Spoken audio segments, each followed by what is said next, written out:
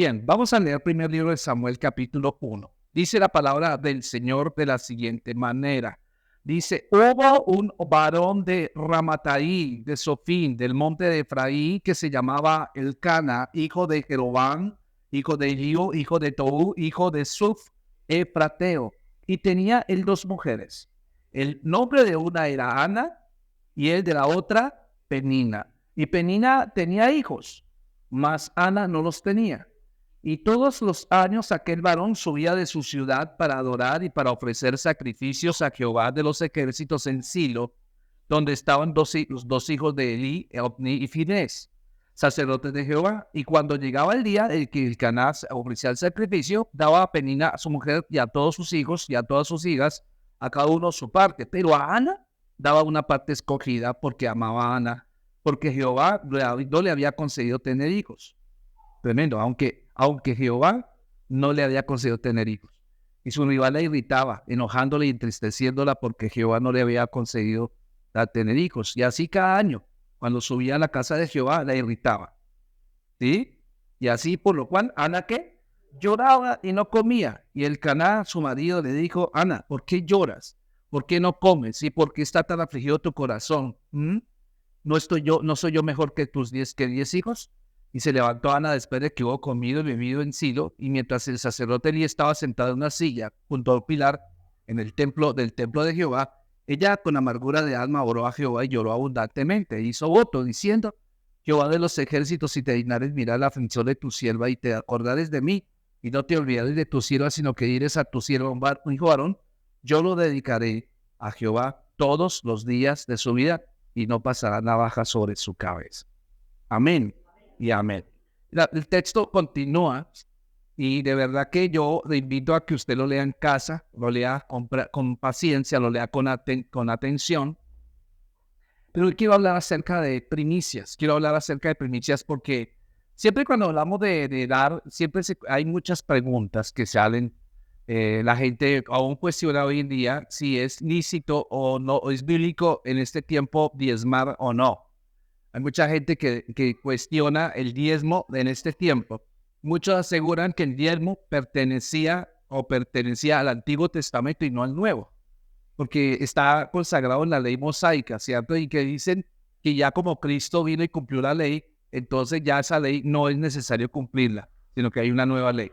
Entonces, quiero decirles, hermanos, que hay muchas preguntas acerca de eso, y la respuesta a esas preguntas, por ejemplo, en el orden del diezmo, es que el diezmo fue establecido no por Moisés, el diezmo fue establecido 400 años antes de Moisés, lo estableció Abraham. ¿Recuerdan ustedes cuando en Génesis capítulo 14 secuestran al sobrino de Abraham, Lot? Lo secuestran unos reyes, ¿sí? Y entonces Abraham con sus sirvientes se van a perseguir a estos reyes y lo liberan. Y no solamente lo liberan, sino que los vencen y traen todo el botín que ellos habían arrebatado y empiezan a devolverlo. Y dice que cuando venía camino, aparece Melquisedec, un sacerdote que no sabemos cuál es su origen, pero que finalmente Abraham lo reconoce y dice que le da el diezmo de todo el botín. Impresionante. Entonces el diezmo empezó con Abraham. Algo interesante que tenemos que entender es que Abraham es el padre de la fe. Y usted y yo somos salvos por medio de ¿qué? De la fe. Entonces, cuando hablamos de la fe es mucho antes de la ley. Así que por eso el diezmo es vigente. El diezmo no es de la ley, el diezmo es de la fe. Así que si empezó con Abraham, continúa con la gente de la fe. Amén. Entonces, hoy hablamos del diezmo con toda autoridad, hablamos con el diezmo con toda seguridad, porque el diezmo no fue originado en la ley mosaica, sino fue originó en la fe de Abraham, así como nosotros tenemos fe. Amén. Y otro tema que habla acerca de David y esas primicias. Hoy se ha hecho un culto de primicias porque hemos querido que la gente entienda qué es la primicia. La primicia significa lo primero que llega a ti. Y es lo primero que le damos al Señor. La Biblia nos enseña, por ejemplo, en Génesis capítulo 3, que en Génesis capítulo 4, que Abel dio lo mejor de su rebaño. ¿Me hago entender? y Caín también dio de lo de su tierra. Pero fíjense que también entra aquí un tema muy importante en las primicias, que no solamente le damos lo primero que nos llegue a nosotros, a Dios, sino también se lo damos con la actitud correcta. La actitud correcta. Hoy quiero hablar acerca de cómo dar una primicia. Cómo dar una primicia. Cómo es la actitud de dar una primicia. Cómo es la actitud de darle al Señor. Nosotros no le damos al Señor, como dice en 2 Corintios 9, no le damos por necesidad ni por obligación, sino lo hacemos con un corazón agradecido, con un corazón alegre. Porque Dios ama al dador alegre. Y entonces, noten ustedes que aquí hay un caso particular en el Antiguo Testamento. La Biblia menciona que existió un varón, dice la Biblia, un varón. Y estas son las cosas que Dios hace. Cuando Dios quiere hacer un milagro en una persona, regularmente el Señor no busca una persona que se crea más o que tenga capacidades o que esté consciente de que tiene muchas capacidades. Dios no usa a esas personas que creen que tengan capacidades. Dios usa personas que creen que no las tienen. Por ejemplo, él se apareció a Moisés y Moisés dijo, yo no tengo habilidad para hablar. Y el Señor, sin embargo, lo llamó y le dijo, vas a ir. Y insistió, no, es que no tengo capacidad de hablar, ¿por qué no mandas a otro? Y entonces finalmente el Señor tuvo que ponerle un ayudante como Aarón para que él hablara en nombre de Moisés. Pero finalmente Moisés, de darse cuenta que obedeció. Luego encontramos otros casos como Jeremías en la Biblia, que el Señor lo llamó y le dijo, Señor, yo soy muy joven. Y el Señor le dice, no digas que soy muy joven, porque a lo que yo te llame, tú irás y harás lo que yo te ordene. Amén. Entonces, vemos también a un Gedeón. Gedeón tenía mucho miedo. Y el Señor le llama hombre esforzado y valiente. Hombre esforzado y valiente le llama. Y hermano querido, Gedeón vino a hacer la voluntad de Dios. Entonces, fíjense que Dios busca gente que aparentemente es débil. María era una mujer aparentemente débil, frágil. ¿Me hago entender? Los discípulos que siguieron a Cristo aparentemente tenían debilidad, no tenían sabiduría como la tenían de pronto o conocimiento como lo tenían los doctores de la ley. De tal manera que el Señor dice en su palabra que el Señor escoge lo vil y lo menospreciado para el mundo para avergonzar a lo fuerte y a lo sabio. Amén. Y aquí encontramos en la Biblia una historia de una mujer que no podía tener hijos. Una mujer estéril, mis amados hermanos. Una mujer llamada hermano, y empieza la historia contando de quién era esposa esta mujer.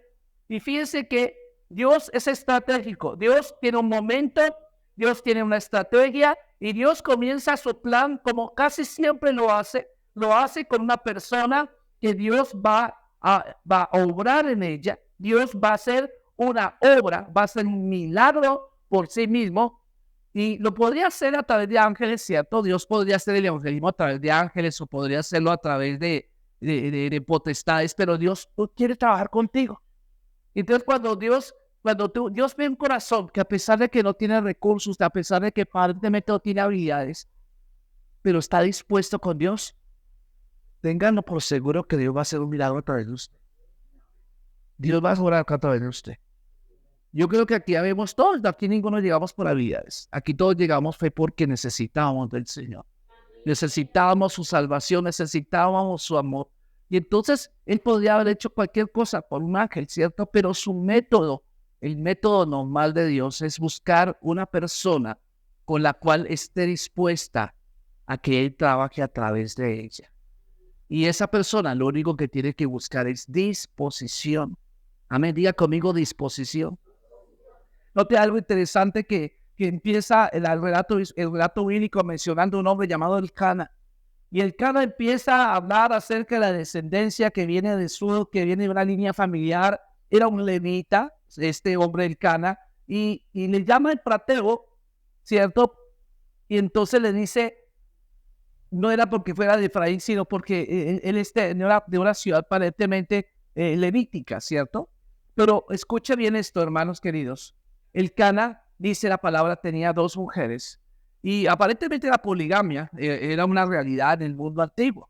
Y esto es consecuencia no de la voluntad de Dios que haya poligamia, sino que era, digámoslo de esta manera, era que el pueblo estaba en un periodo de desobediencia.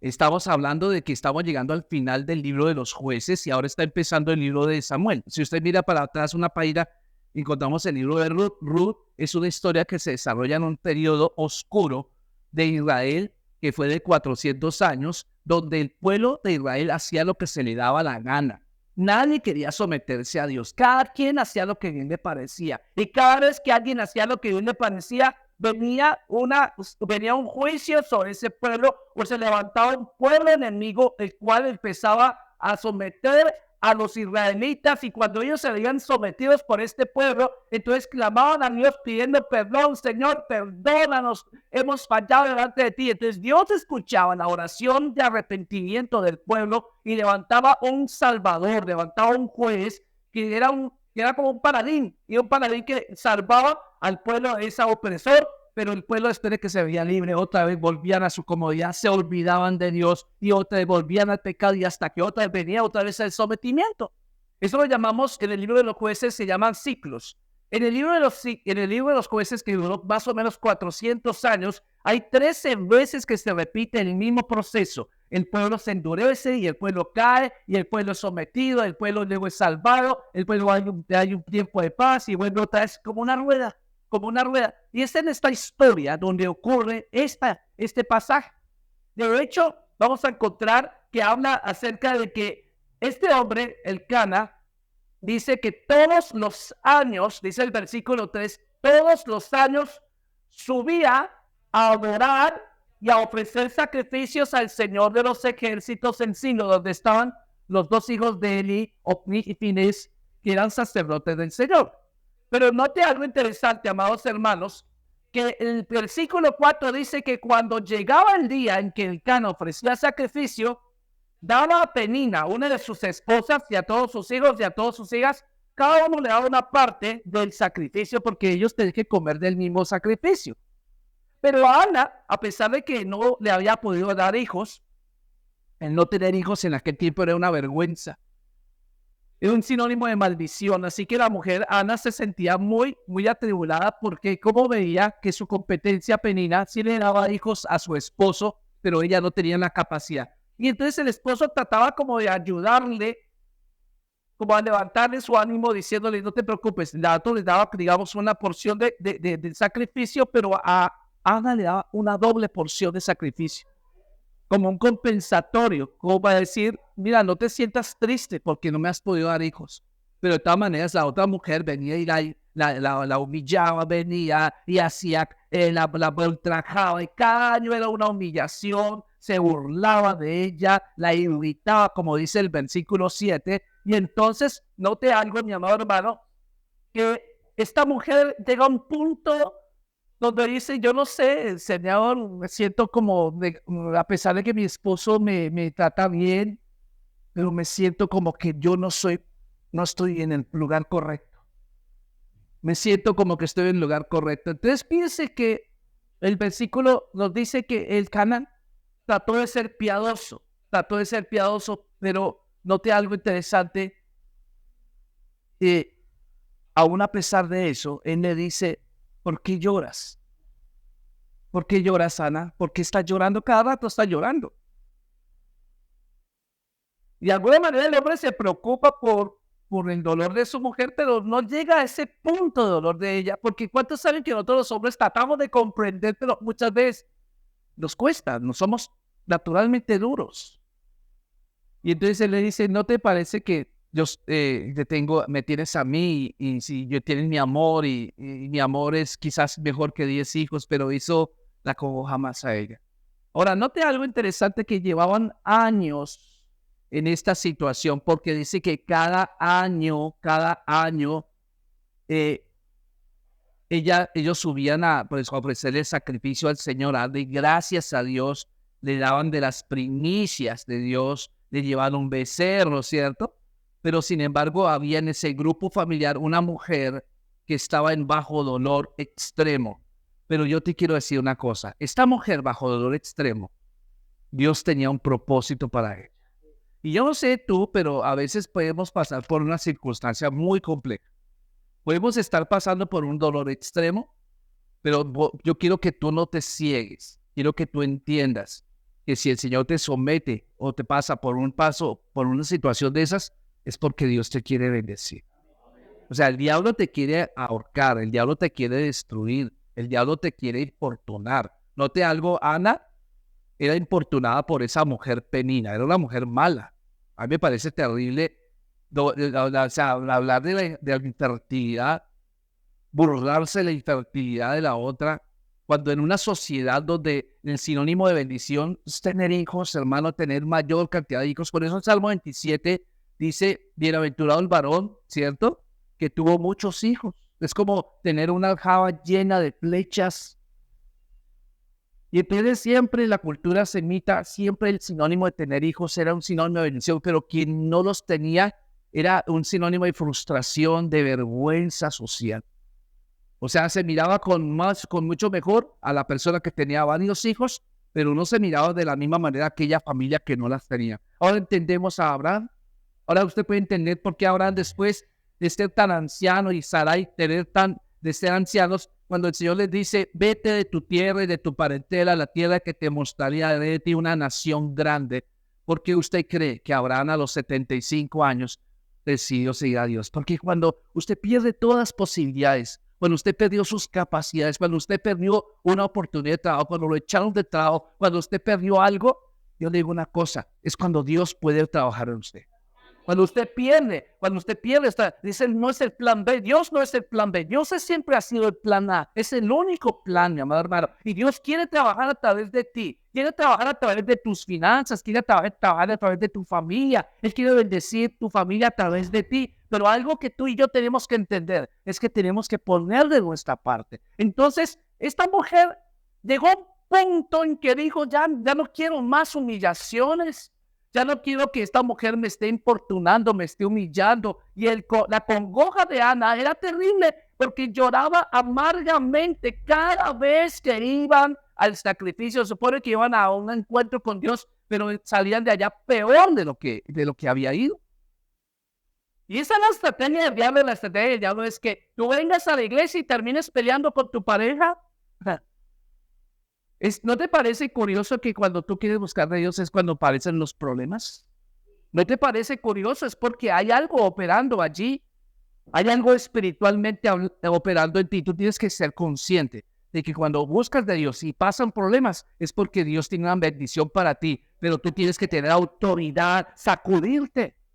A veces sacude, mi amado hermano. A veces sacude. Y fíjense que en el versículo 9... Vean el primer libro de Samuel, capítulo 1, versículo 9, dice, y se levantó Ana después de que hubo comido y bebido en Silo, y mientras el sacerdote Elí estaba sentado junto a un pilar del templo de Jehová. O sea, ella toma una acción. A pesar de que el esposo trató de considerarla, a pesar de que el esposo trató de estar con ella, ella toma una decisión, ya debo ir al único lugar donde me puede ser solucionado mi problema, donde Dios tiene un propósito para mí. Y sabe, ella en el versículo 9 toma la decisión, deja de comer y se va directo al templo. Están en el templo. Y dice el versículo 10 que ella lloraba con amargura de alma. Ella estaba llorando. O sea, el mejor lugar, mi amado hermano, para llorar es la presencia de Dios. Ella ya lloró muchas veces delante del esposo, pero el esposo no pudo hacer mayor cosa.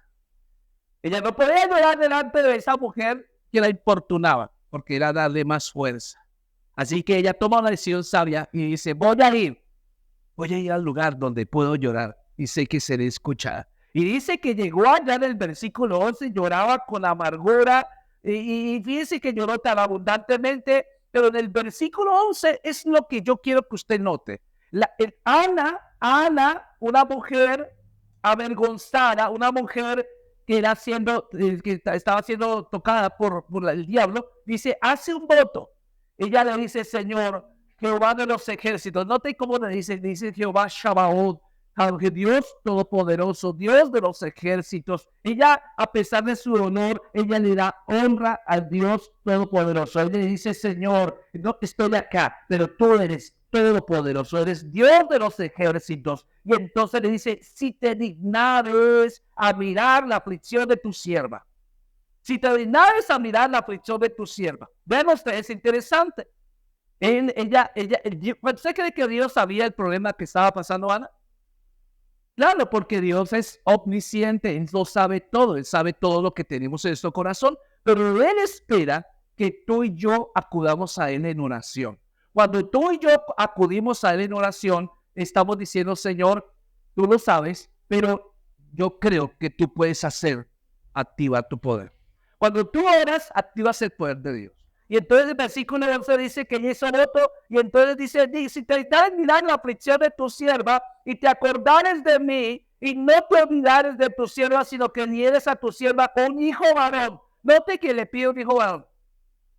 ¿Por qué? Porque en la cultura semita, el varón lo podía consagrar para el templo. Entonces le dice, ella se había pensado, dijo, Señor, yo quiero un hijo varón. Ahora, si me das un hijo varón, lo dedicaré a Jehová todos los días de su vida y no pasarán navajas sobre su cabeza. En otras palabras, Ana estaba consagrando a su hijo para que fuera un nazareo. Un nazareo eran personas elegidas para servir al Señor. Ellos tenían un voto. El voto nazareo era que se dejaban crecer la barba, el cabello, pero también no podían comer, no toman ni sidra, ni vino, ni nada, ningún tipo de bebida alcohólica, ni tampoco podían comer, tocar animales muertos, ni nada de eso. Tenían que mantenerse puros para el Señor.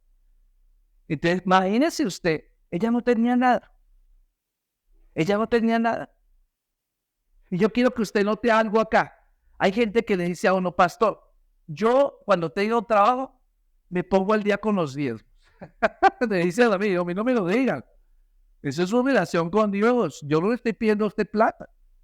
Una vez escuché una persona que me dijo eso, de pastor, es que yo no tengo trabajo y entonces yo tengo... No, hermano, si tú vas a dar Dios al Señor, le vas a hacer de corazón, lo vas a hacer con alegría de corazón, pero no por obligación. Y entonces, pero sí te voy a enseñarle algo al hermano. Y es que cuando uno le da al Señor, todo siempre le puede dar al Señor, así usted no tenga trabajo. Siempre le va a poder dar. Y siempre le tenemos que dar. Porque, vea, dígame si no es verdad. A pesar de que uno tiene trabajo, por lo menos uno tiene en el bolsillo algo. Siempre, pregúntale a un niño grande si uno tiene, a la abuelita no le regala por ahí 2,000 pesos o no. ¿Tiene algo? Siempre hay algo que darle al Señor, mis amados hermanos. Esta mujer no tenía que darle nada.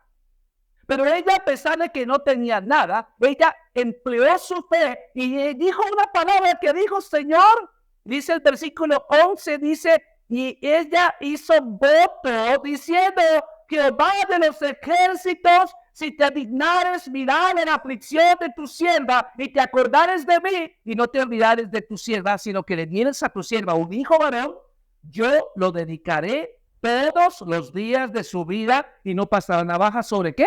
Sobre su cabeza. Ella le está diciendo, Señor. Ahora, note que después de que ella hizo este voto delante de Dios, siempre va a haber oposición, mi amado hermano. Ella dijo, Señor, voy a darte la primicia. Porque efectivamente Samuel vino a ser su primer hijo. Esos son, yo no sé, nuestras mujeres yo creo que me entienden mejor que yo, de los hombres. ¿Cuántos de ustedes saben que una mujer lo más preciado es sus hijos? Esta mujer hizo ese voto con el Señor. Le dijo, Señor, si te acordares de mí, si te acordares de mí, te voy a dar mi hijo, varón, te lo consagro a ti. Ahora, note el versículo 12. Ella estaba haciendo este voto. Usted puede hacer un voto delante del Señor. Y póngame atención, porque cuando usted hace un compromiso delante del Señor, lo primero que va a recibir es oposición. Diga conmigo oposición. Y vea el versículo 12. Mientras ella oraba, ¿cómo estaba orando? Largamente delante de ¿quién? Dice que Elí estaba observando la boca de ella. Pero Ana hablaba en su corazón y solamente se movían sus labios y su voz no se oía. Y Elí la tuvo por ebria. O sea, miren cómo el sacerdote, se supone que el varón de Dios está juzgando a una mujer. Y no sé tú, pero lo que aparenta esto es que en aquel tiempo era tanta la decadencia moral, porque venimos del libro de los jueces, que es posible que mucha gente fuera a orar al templo borracha. Y entonces era natural de pronto ver la borrachera. Entonces el sacerdote juzgó a Ana como si fuera una borracha más. Pero note también, mi amado hermano, que en versículo 14 nos dice, entonces le dijo Elí, ¿hasta cuándo estarás ebria? Digiere tu vino. Y Ana, nota el versículo 15, por favor, ¿cómo le responde Ana al sacerdote? Dice, ella le contesta y le dice, no. ¿Cómo le dice? Señor mío. ¿Cómo trata el sacerdote? Le dice, Señor mío. O sea, le está dando honra. A pesar de que este varón la juzgó mal, ella lo honra. A pesar de que esta mujer lo trató mal, ella, ¿qué hizo? Respondió honrándolo. Y entonces le dice, no, Señor mío, yo soy una mujer atribulada de espíritu, no he bebido vino ni sidra, sino que he derramado mi alma delante de Jehová. No tengas a tu sierva, ¿cierto?, por una mujer impía, porque por la magnitud de mis congojas y de mi aflicción he hablado hasta ahora. Y Elí le responde, le dice, ve en paz. La respuesta de Elí fue bendecirla, porque se apresuró a juzgarla. La respuesta del sacerdote fue bendecirla. Y el versículo 17 nos dice, Elí respondió y dijo, ve en paz, y el Señor de Israel te otorgue la petición que le has hecho. ¿Cuál fue la petición que le hizo Ana? ¿Cuál fue la petición que le hizo Ana al Señor? Dame un hijo varón. ¿Y cuál fue el voto que hizo? Si tú me lo das, lo entregaré a ti. Lo entregaré a ti. Ahora, note algo interesante. El versículo que sigue, ¿cierto? ¿Cuál es el que sigue? El 18 dice, y ella dijo, halle tu sierva gracia delante de tus ojos. Y se fue la mujer por su camino y comió y no estuvo más triste. Vea cómo es el proceso. Ana, vamos a recordar, Ana decide ir al lugar correcto a orar. En el lugar correcto de oración, ella llora delante de Dios, derrama su corazón y le dice, hace un voto al Señor. Señor, si te acordares de tu siervo, si te pareciere bien, dice el Señor de los ejércitos, dame un hijo varón, yo lo consagraré a ti todos los días de su vida. Viene la oposición y viene en un lugar que tal vez uno no pensaría. Un sacerdote está para bendecir, no para que lo juzgue a uno. Y ella se va. Fíjense que a pesar de todos estos problemas, Ana ha tomado una actitud correcta, porque el versículo que le sigue, el versículo 18 dice, y ella dijo, halle tu sierva gracia delante de tus ojos. Y se fue la mujer por su camino y comió. Fíjense, no comía. Antes de esto no comía. Pero después de que oró al Señor, ella empezó a comer. Pero ¿qué más nos dice el texto? Ya no estuvo más triste. Ahora, ¿qué nos enseña esto? Que cuando tú vienes al Señor, tú puedes derramar tu corazón. Pero después de que ya has dicho amén, en el nombre de Jesús, amén, ya tú tienes que levantarte y seguir feliz. Porque eso demuestra que tú creíste en el Señor. Si Ana, tiene un aplauso que se lo van bien. Si Ana se hubiera levantado de la oración y hubiera continuado triste, lo que está diciendo con su actitud, está diciendo, Señor, yo no te creo a ti. Entonces perdió el tiempo. Pero no vamos a perder tiempo cuando oramos. Cuando tú oras en confianza total a Dios, derramas tu corazón y le dices, Señor, hago este voto delante de ti, y ya te levantas y no estás más triste, estás confiando en el Señor. Entonces, qué interesante, porque efectivamente usted va a verse que el versículo 19 dice, y levantándose de mañana, adoraron delante de Jehová y volvieron y se fueron a su casa en Ramá. ¿Qué hizo? Adoraron.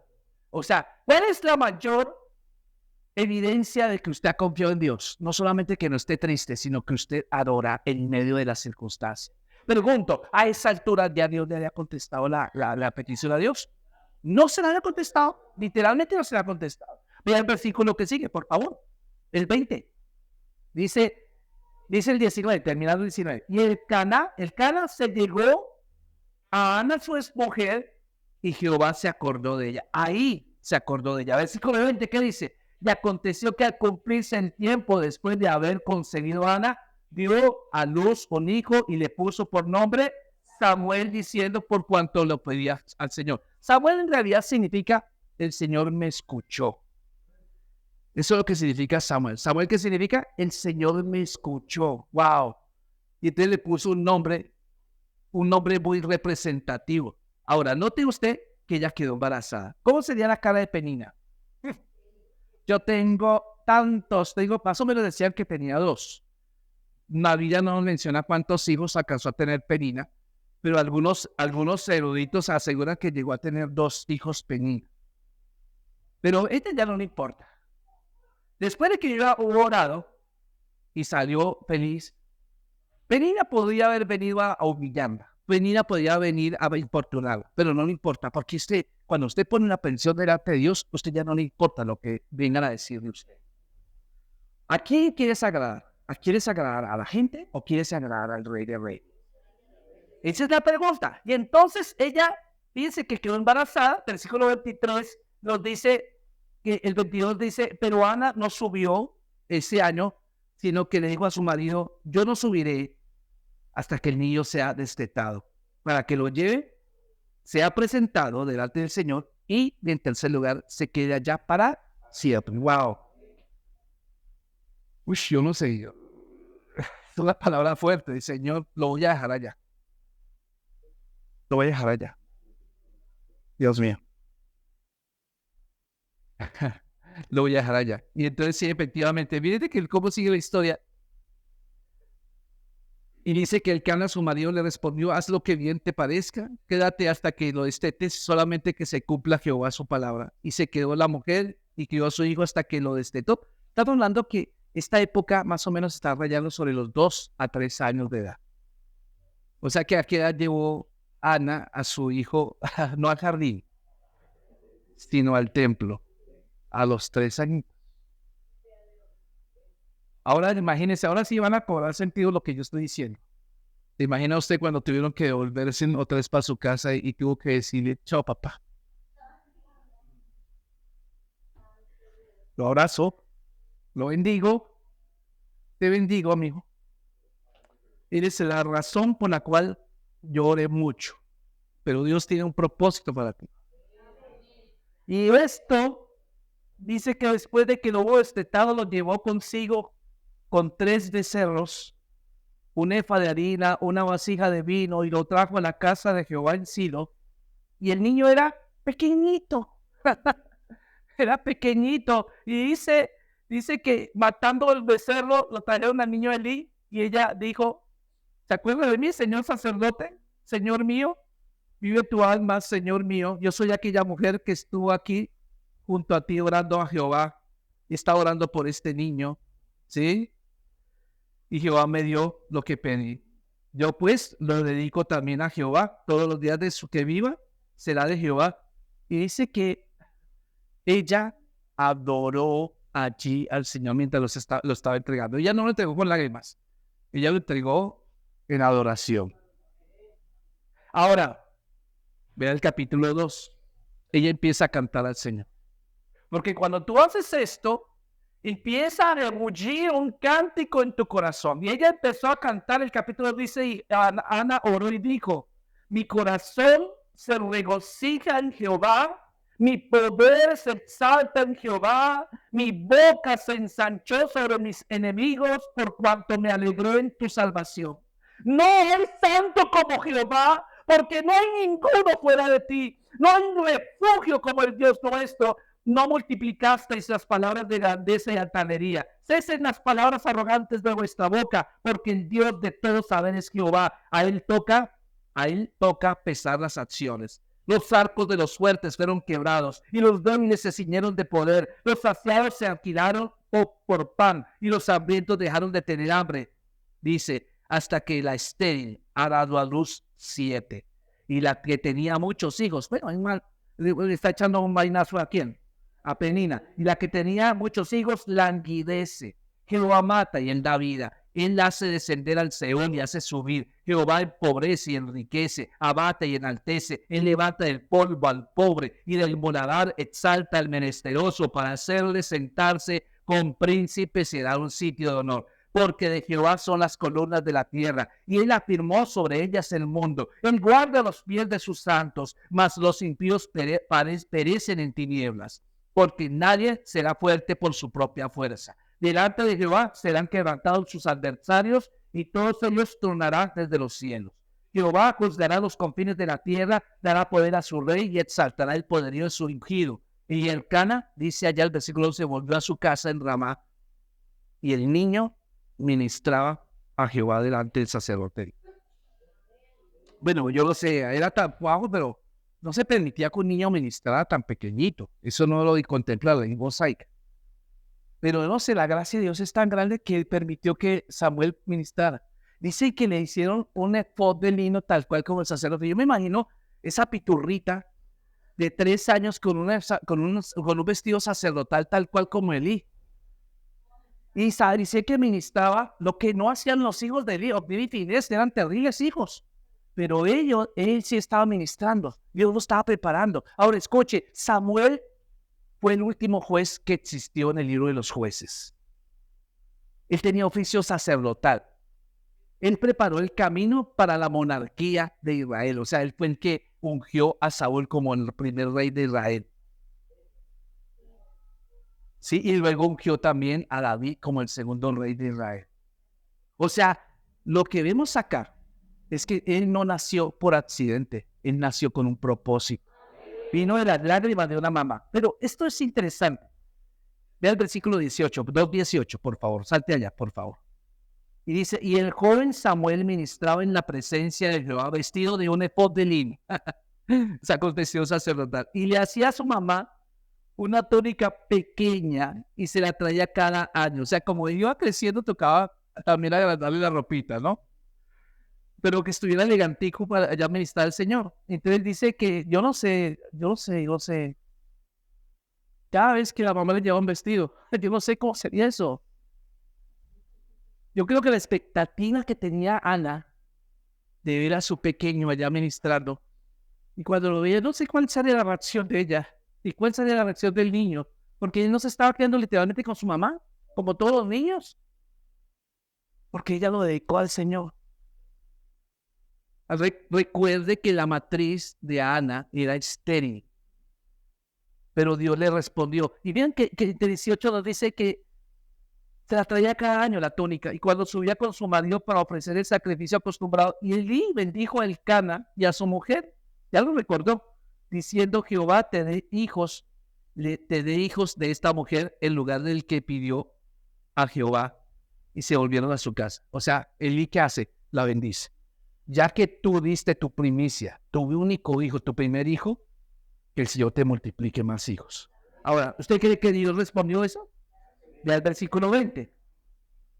Dice el versículo 21, y visitó Jehová a Ana, y ella concibió y dio a luz 3 varones y 2 niñas.